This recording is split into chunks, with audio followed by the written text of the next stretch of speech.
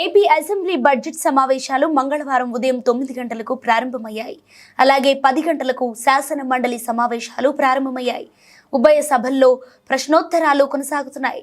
ఈ సందర్భంగా 2025 నుండి 2026 బడ్జెట్పై ఏపీ ప్రభుత్వం ప్రకటన చేయనుంది.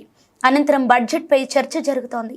కాగా సభ ప్రారంభమైన వెంటనే తెల్ల రేషన్ కార్డులు, భూ వివాదాలపై ప్రశ్నోత్తరాలు కొనసాగుతాయి. ప్రభుత్వ ఎక్సైజ్ పాలసీపై సభ్యులు ప్రశ్నలు వేస్తారు. వాటికి సంబంధిత మంత్రులు సమాధానాలు ఇస్తారు.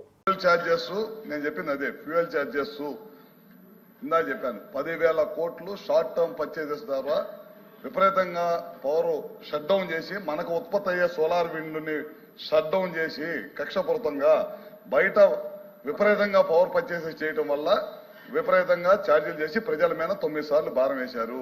మేమైతే కరెంటు ఛార్జీలు పెంచలేదు.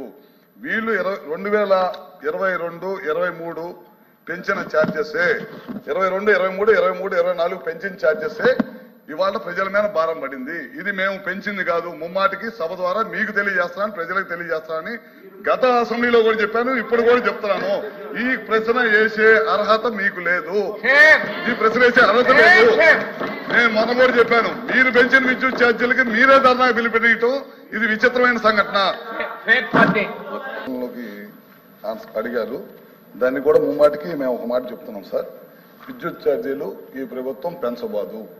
ఈ ప్రభుత్వం దానికి కట్టుబడి ఉంది. మీరు పదే